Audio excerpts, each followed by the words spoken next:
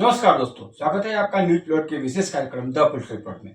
जैसा कि आप जानते हैं, इस समय हम बिहार विधानसभा चुनाव पर आधारित वीडियो की एक श्रृंखला कर रहे हैं, जिसके तहत हम मुख्यमंत्री पद के तमाम दावेदारों के बारे में बात कर रहे हैं। अब तक हमने वर्तमान मुख्यमंत्री नीतीश कुमार, उनके सबसे बड़ी प्रतिद्वंदी तेजस्वी यादव और उभरते हुए बिहार के नेता चिराग पासवान के बारे में बातें कर ली है। आज बात करेंगे ऐसे ही किसी और नेता के बारे में। ऐसे तो इस वक्त मुख्यमंत्री पद के दो और बड़े दावेदार बसते हैं। एक है बीजेपी के सम्राट चौधरी और दूसरे हैं जन स्वराज पार्टी के प्रशांत किशोर उर्फ पीके। लेकिन प्रशांत किशोर के बारे में अभी हम बात नहीं करेंगे। वो एकदम बंद मुट्ठी की तरह हैं। उनके बारे में हम ज्यादा जानते नहीं हैं, राजनीतिक रूप से उतने विख्यात नहीं है और इस चुनाव में उनकी पार्टी क्या कर रही है उसके बारे में भी हमें कुछ खास पता नहीं है। वो अर्थ पे रहेंगे या फर्श पे रहेंगे उसके बारे में अभी हमें कुछ खास पता नहीं है। इसीलिए हम उन्हें एकदम से मुख्यमंत्री पद का दावेदार नहीं मान सकते और इसीलिए इस सीरीज में उनकी चर्चा नहीं करेंगे। जब बिहार विधानसभा चुनाव के परिणाम आएंगे तब हम प्रशांत किशोर पर विशेष चर्चा करेंगे। लेकिन अभी के लिए सम्राट चौधरी पर चर्चा करना तो जरूरी है, क्योंकि वे बीजेपी की तरफ से मुख्यमंत्री पद की पसंद माने जाते हैं और अगर बीजेपी को इस चुनाव में अच्छी खासी सीटें मिली, लगभग उतनी ही सीटें मिली जितनी की पिछले बार मिली थी या उससे 2-4 सीटें भी ज्यादा मिली, तो सम्राट चौधरी का नाम मुख्यमंत्री पद के दावेदारों में आ सकता है। इसीलिए हम सम्राट चौधरी पर तो चर्चा करना ही चाहेंगे। तो आइए शुरुआत करते हैं पॉलिटिकल प्लॉट के इस अंक की और बात करते हैं सम्राट चौधरी के बारे में। हालांकि हम सम्राट चौधरी पर चर्चा करें उससे पहले हम चर्चा कर लेना चाहते हैं भाजपा में छाए उस बड़े राजनीतिक संकट के ऊपर जिसके ऊपर सम्राट चौधरी हैं। दरअसल साल 2013 से ही बिहार भाजपा में यह असमंजस बना हुआ है कि सुशील कुमार मोदी की जगह बिहार भाजपा का सर्वमान्य नेता किसे बनाया जाए। साल 2013 तक सुशील मोदी ही भाजपा के सर्वमान्य नेता थे बिहार में और जो चाहते थे वही करते थे। अब सुशील कुमार मोदी के बारे में बिहार के भाजपा समर्थकों में दो तरह की राय रही है। जहां उस पार्टी का एक बड़ा हिस्सा ये मानता है कि बिहार में भाजपा को खड़ा करने और उसका जनाधार बढ़ाने और लालू प्रसाद के भ्रष्टाचार वाले शासन काल के खिलाफ लगातार लड़ाई रखने में के लिए उनको सुशील कुमार मोदी का शुक्रगुजार होना चाहिए। वहीं एक धड़ा ऐसा ही भी है जो उन पर यह आरोप लगाता है कि उन्होंने भाजपा को बिहार में नीतीश कुमार और उनकी पार्टी जदयू का पिछलग्गू बना दिया और कभी भी अपने पैरों पे भाजपा वहां खड़े नहीं हो पाई। इसके अलावा साल 2013 में जब भाजपा और जदयू के बीच का गठबंधन टूटा तो उस गठबंधन के टूटते समय सुशील कुमार मोदी जो हिचक दिखाई, अपनी तरफ से जो ये हिचकिचाहट दिखाई कि वो इस गठबंधन को नहीं तोड़ना चाहते हैं, उसी कारण से भाजपा का वर्तमान शीर्ष नेतृत्व जिसमें अमित शाह और नरेंद्र मोदी शामिल हैं, वो सुशील कुमार मोदी को कुछ खास अच्छी नजर से देखते नहीं थे। और यही कारण है कि जब साल 2015 के विधानसभा चुनाव में जब भाजपा अकेले लड़ रही थी और उसको चुनाव में करारी हार का सामना करना पड़ा तो सारा ठीकरा सुशील कुमार मोदी के सर ही टूटा और तब उनको बिहार विधानसभा में विपक्ष का नेता भी नहीं बनाया गया। उस समय यह पोस्ट प्रेम कुमार के पास गया। अब प्रेम कुमार बिहार भाजपा के 5-7 शीर्ष नेताओं में भी नहीं है और मुख्यमंत्री पद के दावेदार भी नहीं है। हालांकि साल 2017 में जब भाजपा और जदयू का गठबंधन फिर से हुआ तो सुशील कुमार मोदी को एक बार फिर से उप मुख्यमंत्री बनाया गया। हालांकि हम सब जानते थे कि सुशील कुमार मोदी उस पद के लिए भाजपा की पहली पसंद नहीं थी। उस वक्त उनको उप मुख्यमंत्री इसीलिए बनाया गया क्योंकि नीतीश कुमार इस बात पे अड़ गए थे और उनकी एकमात्र शर्त यही थी कि राजद के साथ वो तभी अपना गठबंधन तोड़ेंगे जब सुशील कुमार मोदी को ही उप मुख्यमंत्री बनाया जाए। उस समय भाजपा ये बात मान गई थी, लेकिन हम सब जानते थे कि बिहार के उप मुख्यमंत्री और बिहार भाजपा के सर्वमान्य नेता के रूप में सुशील कुमार मोदी के दिल लग चुके हैं। इसीलिए जब साल 2020 में भाजपा और जदयू एक बार फिर से चुनाव जीत कर आई और भाजपा की सीटें बहुत ज्यादा हो गई, जदयू की सीटें बहुत कम हो गई, तो मुख्यमंत्री नीतीश कुमार की बार्गेनिंग कैपेसिटी जो थी वो कम हो गई और तब वो सुशील कुमार मोदी को बिहार का उप मुख्यमंत्री नहीं बनवा पाए। अब उसके बाद से ही बिहार भाजपा में रस्साकसी का दौर जारी है और उसी कारण से सम्राट चौधरी जैसे कई नेताओं का बिहार भाजपा में बड़ी तेजी से उदय हुआ है। जब साल 2020 में भाजपा और जदयू की सरकार बनी तो उस समय बिहार भाजपा के दो नेताओं तारकिशोर प्रसाद और रेणु देवी को, जो कि ईबीसी समुदाय से आते थे, उनको उप मुख्यमंत्री बनाया गया। उस समय भाजपा की चाल ये थी कि उसके पास अपर कास्ट वोट तो है ही, अगर वो नीतीश कुमार का ईबीसी वोट अपने तरफ कर ले तो वो अपने पैरों में बिहार में खड़ा हो सकती है। ये बात नीतीश को भी पसंद नहीं आई और भाजपा के कई सारे नेताओं को भी पसंद नहीं आई। तारकिशोर प्रसाद और रेणु देवी अपने पूरे कार्यकाल में उस समर्थन का एक हिस्सा भी हासिल नहीं कर सके जो कभी सुशील कुमार मोदी के पास था और एक प्रशासक के रूप में तो उनकी कोई छवि ही नहीं थी। इसी कारण से नीतीश कुमार के साथ भाजपा का टकराव बढ़ा और वो सरकार कुछ ही महीनों के बीच गिर गई। फिर 2024 में जब एक बार फिर से नीतीश कुमार और भारतीय जनता पार्टी एक साथ आए तो न तारकिशोर प्रसाद को उप मुख्यमंत्री बनाया गया और न रेणु देवी को उप मुख्यमंत्री बनाया गया। इस बार दो अन्य नेताओं, विजय चौधरी जो जाति से भूमिहार थे और सम्राट चौधरी जो कुशवाहा थे, उनको नेता बनाया गया। इस तरीके से बीजेपी ने यह मान लिया कि अब ईबीसी वर्ग में जो उसका नेतृत्व है वो उसके काम नहीं आ सकता और वो काम नीतीश कुमार के पास ही छोड़ देना चाहिए और ओबीसी आधार में ही अपना विस्तार करना चाहिए। और उसके लिए बीजेपी को सम्राट चौधरी एक बड़े नेता के रूप में दिखाई दिए और उसके बाद से ही सम्राट चौधरी का राजनीतिक उद्भव शुरू हुआ। उप मुख्यमंत्री बनने से पहले कुछ दिनों तक सम्राट चौधरी बिहार विधानसभा में विपक्ष के नेता भी थे और साथ ही उन्होंने बिहार भाजपा के अध्यक्ष की भूमिका भी कुछ महीनों के लिए निभाई। इस तरह से देखें तो उस समय से ही उनको बिहार भाजपा में नीतीश के विकल्प के रूप में तैयार किया जा रहा था और अब भी वो बिहार भाजपा में नीतीश के एकमात्र विकल्प बने हुए हैं। दरअसल बिहार भाजपा के इतने बड़े नेता के रूप में सम्राट चौधरी को बनने के पीछे उनका कोयरी जाति का एक बड़ा नेता होने की पहचान जुड़ी हुई है। बिहार में यादव, कुर्मी और कोयरी ये तीन बड़ी ओबीसी जातियां हैं और इनमें से यादव और कुर्मी पहले से ही अपने अपने नेताओं को मुख्यमंत्री बना चुके हैं। तो लालू प्रसाद यादव यादव जाति से और नीतीश कुमार कुर्मी जाति से आते हैं और इस तरह से देखें तो कोयरी ही एकमात्र ऐसी प्रमुख ओबीसी जाति है जिसका अभी तक कोई नेता मुख्यमंत्री नहीं बन पाया है। अब पिछले 5-6 सालों में कोयरी जाति के बीच इस बात को लेकर बेसब्री बढ़ गई है और उनका मानना है कि जब तक वो अपने विधायकों की संख्या नहीं बढ़ाएंगे तब तक उनका मुख्यमंत्री नहीं बनेगा। यह साल 2020 के विधानसभा चुनाव में इसका बहुत ज्यादा असर देखने को मिला और कोयरियों ने बिना राजनीतिक पहचान की परवाह किए विभिन्न दलों से खड़े कुशवाहा उम्मीदवार कोयरी उम्मीदवारों को बड़ी संख्या में मत दिए। जिन जगहों पे दोनों ही बड़े गठबंधनों ने कोयरी उम्मीदवार नहीं दिए थे वहां भी कुशवाहा मतदाताओं ने अपनी जाति के उम्मीदवारों को मत दिए और इसी कारण उपेंद्र कुशवाहा की आरएलएसपी को बिहार में करीब 2.5% के आसपास वोट मिले।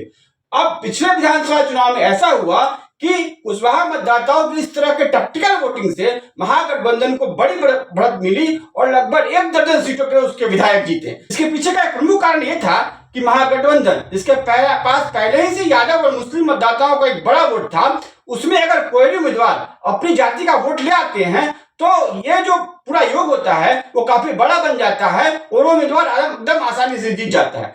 इसी कारण से पिछले चुनाव में एनडीए को लगभग 15 ऐसी सीटों का नुकसान हुआ जो सामान्य स्थिति में उनके साथ जाती। अब भाजपा और जेडीयू को लगा कि अगर उनको चुनाव जीतना है आगे का तो उनको ऐसे कुशवाहा नेता की जरूरत होगी जो उनके पक्ष में कुशवाहा मतदाताओं को कर सके और सम्राट चौधरी के रूप में उनके पास एकमात्र विकल्प मौजूद था और तब से ही उनको आगे बढ़ाने की रणनीति बनाई गई। साथ ही सम्राट चौधरी के पास एक अतिरिक्त खूबी इस बात की है कि वे एक युवा और ऊर्जावान नेता हैं। बिहार भाजपा के तमाम अन्य नेताओं की तरह वो ड्राइंग रूम पॉलिटिक्स के आदी नहीं है और जनता के साथ एकदम सीधा कनेक्ट करना जानते हैं। इसके अलावा वो हर वक्त अपनी छवि को लेकर एकदम सजग रहते हैं और हालांकि उनके पिता राजद में थे और वो खुद भी राजद सरकार में मंत्री रहे थे, इसके बावजूद उनके 20-25 साल के राजनीतिक जीवन में उनके ऊपर कभी कोई बड़ा आरोप नहीं लगा और अपने व्यक्तिगत और राजनीतिक दोनों आचरण में हमेशा से आरोप मुक्त रहे। बिहार की मटमैली राजनीति में अगर कोई युवा नेता 20-25 साल तक आरोप मुक्त रहता है तो ये अपने आप में बड़ी बात है और सम्राट चौधरी को इसका श्रेय दिया जाता है और इसी कारण से भाजपा के कई सारे नेता उनको पसंद करते हैं। इसके अलावा सम्राट चौधरी ये भी जानते हैं कि वो भाजपा के मूल नेता नहीं है, इसीलिए अगर उनको भाजपा में अपनी स्वीकार्यता बढ़ानी है तो उनको भगवा रंग में रंगना पड़ेगा और इसी कारण से वे हमेशा भगवा टोपी पहनते हैं और अपने हाथ में मोटा सा कलावा पहने रहते हैं। योगी आदित्यनाथ की प्रशंसा करते हैं और बिहार में वैसा ही शासन स्थापित करना चाहते हैं जैसा योगी आदित्यनाथ ने उत्तर प्रदेश में किया है। इसीलिए भाजपा के हार्डकोर समर्थकों की भी वे पहली पसंद है और अमित शाह तो उसके लिए उनको विशेष रूप से चाहते हैं और हर उपलब्ध मौके पे उनका राजनीतिक कद बढ़ाने की कोशिश करते हैं। इस मामले में हम उनको बिहार का हेमंत बिस्व शर्मा मान सकते हैं जो कांग्रेस में आए और एकाएक असम भाजपा के बड़े नेता बन गए। हालांकि इतनी सारी खूबियां होने के बावजूद सम्राट चौधरी इस वक्त भाजपा के लिए उतने कामयाब साबित नहीं हो पा रहे हैं जितना उनके बारे में सोचा गया था। अगर बिहार के राजनीतिक घटनाक्रम का विश्लेषण करें, पिछले कुछ महीनों के राजनीतिक घटनाक्रम का विश्लेषण करें तो सम्राट चौधरी को बिहार में एक बड़ा भाजपा नेता बनाने के पीछे भाजपा का जो दाव था वो उतना फायदेमंद साबित नहीं हुआ। अब पिछले लोकसभा चुनाव की बात करें तो बिहार में शाहाबाद और मगध के रीजन में कुशवाहा और राजपूत मतदाताओं के बीच एक बड़ा युद्ध छिड़ा, जिसके कारण बिहार भाजपा को 5-6 सीटों पर हार का सामना करना पड़ा। और सम्राट चौधरी कुशवाहा नेता होने के बावजूद और बिहार की प्रचार अभियान समिति का अध्यक्ष होने के बावजूद इस आग को शांत नहीं कर सके। इस कारण से बिहार भाजपा सम्राट चौधरी की पकड़ थोड़ी सी जो ढीली हुई। उस चुनाव के तुरंत बाद एनडीए को उपेंद्र कुशवाहा और भगवान सिंह कुशवाहा जैसे बड़े नेताओं को अपनी पार्टी में लाना पड़ा और कुशवाहा मतदाताओं को शांत करने की कोशिश की गई। अब इस विधानसभा चुनाव में भी कई सारे कुशवाहा नेताओं को टिकट देकर बिहार भाजपा ये चाहती है कि कुशवाहा मतदाता उसके पक्ष में वोट करें। इसका एक उदाहरण पटना साहिब सीट को ही ले लें, जहां नंद किशोर यादव का टिकट काटकर रत्नेश कुशवाहा को टिकट दिया और अब वहां भाजपा का जितना मुश्किल हो रहा है। तो यहाँ सवाल ये उठता है कि अगर सम्राट चौधरी इतने ही बड़े कुशवाहा नेता हैं तो भाजपा को इतने सारे कुशवाहा नेताओं को एडजस्ट करने की जरूरत क्यों पड़ रही है? और अगर सम्राट चौधरी कुशवाहा मतदाताओं को भी अपने साथ नहीं ला पा रहे हैं तो बिहार भाजपा के जनाधार को बढ़ाने के प्रति उनकी जो अहमियत है वो कम हो ही जाती है। और इस कारण से बिहार भाजपा के मुख्यमंत्री के प्रत्याशी के रूप में उनका जो स्टेक है वो थोड़ा सा कम तो हो रहा है। इसके अलावा बिहार भाजपा के समर्थकों का एक बड़ा वर्ग उनको तेजस्वी यादव का एक सुधरा हुआ संस्करण भी ही मानता है। वो भी एक वंशवादी नेता हैं और 25 साल की उम्र में ही विधायक और मंत्री बन गए थे। अब तेजस्वी यादव पे यही आरोप लगाया जाता है कि वे दुधमुहा उम्र में ही मंत्री बन गए और सम्राट चौधरी भी वैसे ही उम्र में मंत्री बने थे और वंशवादी परंपरा को आगे बढ़ाने वाले ही माने जाते हैं। इसी तरीके से सम्राट चौधरी की शैक्षणिक योग्यता में भी सवाल खड़े होते हैं। हालांकि वे तेजस्वी यादव की तरह 9वीं या 10वीं फेल नहीं है, लेकिन स्नातक होने के उनके दावे पे भी सवाल उठाए जाते हैं और उनकी डिग्रियों को भी संदिग्ध माना जाता है। इस मामले में प्रशांत किशोर, जिनके पास मार्केटिंग की बहुत सारी डिग्रियां हैं, और नीतीश कुमार, जो खुद इंजीनियर रहे हैं, उनसे काफी पीछे रहे हैं। अब ये वैसे ये जरूरी नहीं है कि हर मुख्यमंत्री जो हो पढ़ा लिखा ही हो, लेकिन बिहार में भाजपा बार बार तेजस्वी यादव की सीमित शैक्षणिक योग्यता पे सवाल उठाती है और अगर वैसे ही किसी व्यक्ति को मुख्यमंत्री बनाती है तो उसके पास क्या मुद्दा रह जाएगा। इसके अलावा भाजपा के कई सारे लोग ये मानते हैं कि सम्राट चौधरी को मुख्यमंत्री बनाने के बाद भाजपा वंशवादी राजनीति के प्रति खड़ी होने वाली एकमात्र बड़ी पार्टी होने का अपना मुद्दा भी खो सकती है। वैसे तो भाजपा में भी परिवार आधारित कई सारे नेता हैं, लेकिन अभी तक किसी मुख्यमंत्री का बेटा मुख्यमंत्री नहीं बन पाया है। दिल्ली में भी प्रवेश वर्मा की मुख्यमंत्री पद की दावेदारी ठुकराने के पीछे यही कारण था कि वे दिल्ली के पूर्व मुख्यमंत्री साहिब सिंह वर्मा के बेटे थे और भाजपा नहीं चाहती थी कि उनको मुख्यमंत्री बनाकर कोई गलत संकेत भेजा जाए। अगर ऐसा होता है तो कई सारे अन्य नेताओं, जिसमें बीएस येदियुरप्पा के बेटे बीवाई विजेंद्र, वसुंधरा राजे सिंधिया के बेटे दुष्यंत सिंह और प्रेम कुमार धूमल के बेटे अनुराग ठाकुर शामिल हैं, उनकी दावेदारी भी सामने आ जाएगी और तब भाजपा अपने आप को बाकी पार्टियों से अलग नहीं साबित कर पाएगी। तो सम्राट चौधरी को मुख्यमंत्री बनाकर भाजपा भानुमति का वह पिटारा नहीं खोलना चाहेगी जिसको यथासंभव लंबे समय तक बंद रखना चाहती है। सम्राट चौधरी के रास्ते की एक और बड़ी बाधा है कि वे आरएसएस के बंदे नहीं माने जाते हैं। वे राजद से आए हैं और समाजवादी पृष्ठभूमि के माने जाते हैं। वैसे तो भाजपा में अब मुख्यमंत्री के चयन का कोई स्ट्रिक्ट क्राइटेरिया नहीं रहा, कोई सख्त मानदंड नहीं रहा, लेकिन इसके बावजूद भाजपा के जितने भी मुख्यमंत्री होते हैं वो कभी न कभी आरएसएस से जुड़े होते हैं। इस मामले में एकमात्र अपवाद जो है वो असम में हिमंत बिस्वा शर्मा और सर्बानंद सोनोवाल का है, लेकिन वहां पे आरएसएस की मजबूरी ये थी कि असम में भाजपा और आरएसएस दोनों का ही कोई बड़ा संगठन नहीं था और वर्तमान भाजपा असम गण परिषद के से आए नेताओं से ही बनी है, इसीलिए वहां पे उसके पास कोई विकल्प नहीं था। और बिहार की बात करें तो यहाँ आरएसएस के पास अपने ही कैडर से लगभग 10-12 ऐसे नेता हैं जो मुख्यमंत्री पद के दावेदार हो सकते हैं और आरएसएस उनकी दावेदारी की अनदेखी नहीं कर सकती है। इसमें से कई सारे नेता तो ओबीसी और एससी समुदाय से आते हैं और मुख्यमंत्री पद के लंबे समय से दावेदार माने जाते हैं। तो अगर आरएसएस को किसी ऐसे व्यक्ति को मुख्यमंत्री बनाना पड़ा जो उसके कैडर से नहीं आता और बिहार का मुख्यमंत्री बन जाता है तो उसके लिए एक बड़ी शर्म की बात होगी। जहां तक मेरे सूत्रों का मानना है कि अगर आरएसएस को बिहार में कोई मुख्यमंत्री चुनना पड़ा तो वो दलित समुदाय के किसी नेता को मुख्यमंत्री बनाना चाहेगी और वो भाजपा से कहीं होगा। अगर मैं जब कहता हूं कि वो दलित समुदाय का मुख्यमंत्री होगा तो आप चिराग पासवान नहीं मान पाए। अगर आरएसएस और भाजपा बिहार में सम्राट चौधरी के अलावा किसी और व्यक्ति को नेता बनाती है तो वो दलित समुदाय से आएगा। और मुझे कई लोगों ने यह भी बताया है कि अगर आरएसएस को बिहार में किसी ऐसे व्यक्ति को मुख्यमंत्री बनाना पड़ा जो उसकी पृष्ठभूमि से ना आए तो हो सकता है कि वो भाजपा के किसी नेता का समर्थन करने के बजाय जदयू के ही किसी और नेता का समर्थन करें, और वैसी स्थिति में सम्राट चौधरी की राह और मुश्किल हो सकती है। इन्हीं सब कारणों से भाजपा पे करीबी नजर रखने वाले कई सारे मीडिया कर्मी सम्राट चौधरी की स्थिति की तुलना केशव प्रसाद मौर्य से करते हैं। अब साल 2017 के उत्तर प्रदेश विधानसभा चुनाव से पहले केशव प्रसाद मौर्य यूपी भाजपा के अध्यक्ष थे और पूरा यूपी का चुनाव उन्हीं के नेतृत्व में लड़ा जा रहा था, और ऐसा माना जा रहा था कि अगर भाजपा उत्तर प्रदेश में सत्ता में आती है तो शायद केशव प्रसाद मौर्य ही वहां के मुख्यमंत्री बने। लेकिन चुनाव के बाद वहां पासा पलटा और एकाएक से योगी आदित्यनाथ वहां के मुख्यमंत्री बन गए। इसी तरीके से कई लोगों का कहना है कि अगर भाजपा को बिहार में अपना दांव चलने का मौका मिल गया, अपना मुख्यमंत्री बनाने का मौका मिल गया, तो यहाँ भी वो किसी ऊंची जाति के नेता को मुख्यमंत्री बना सकता है। लेकिन बिहार उत्तर प्रदेश नहीं है, यहाँ पे कई सारी अलग चीजें काम करती हैं और भाजपा इससे काफी अच्छी तरीके से वाकिफ है, इसीलिए वैसी कोई तो संभावना है नहीं। और साथ ही बिहार में योगी आदित्यनाथ जैसा कोई बड़ा चेहरा नहीं है, इसीलिए यहाँ भाजपा वैसा कोई दांव नहीं खेलेगी। और जैसा कि मैंने पहले कहा, अगर बिहार में भाजपा को कोई मुख्यमंत्री बनता है तो या तो एबीसी समुदाय से होगा या फिर दलित समुदाय से होगा।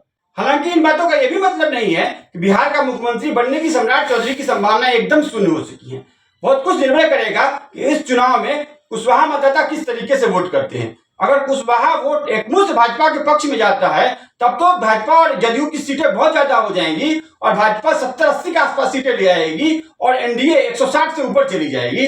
और वैसी स्थिति में बीजेपी को अपना मुख्यमंत्री बनवाने में सहूलियत हो सकती है और सम्राट चौधरी की संभावनाएं भी काफी अधिक बढ़ सकती हैं।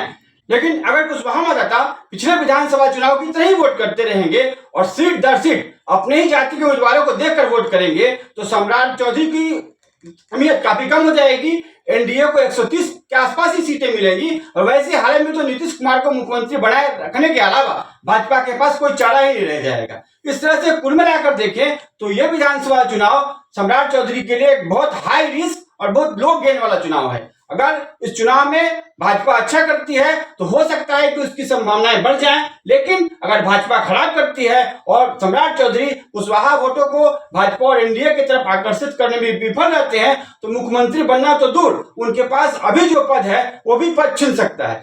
भाजपा में उप मुख्यमंत्री बने रहना कोई बड़ी बात नहीं है। भाजपा ने बहुत सारे उप मुख्यमंत्री को हटाया और फिर राजनीति में कहां चले गए इसका पता भी नहीं रहा। तो सम्राट चौधरी को अगर प्रासंगिक बने रहना है तो कुशवाहा मतदाताओं को भाजपा और एनडीए की झोली भरनी ही पड़ेगी, और अगर ऐसा नहीं हुआ तो फिर सम्राट चौधरी इतिहास की बात बन जाएंगे।